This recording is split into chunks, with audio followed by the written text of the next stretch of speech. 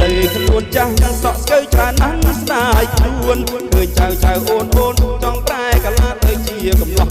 ស្រីក្មេងខ្ញុំចាស់ឡងអត់បានអីសោះចង់តែហួអងកំមុំកំឡោះទៅគេសមគ្នាខ្ញុំចាស់មែនពិតតែចិត្តខ្ញុំនៅចាស់ណងស្រីលើកំឡុងផងចាស់ខ្ញុំចាស់ណងចង់បានស្រីពេ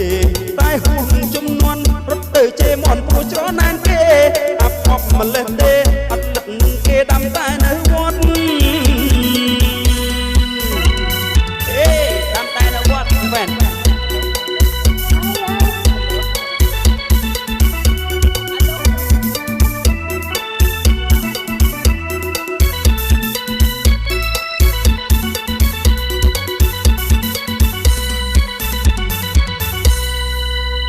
អូខេផ្ញើជូនបងប្អូនជាពិសេសបងចាស់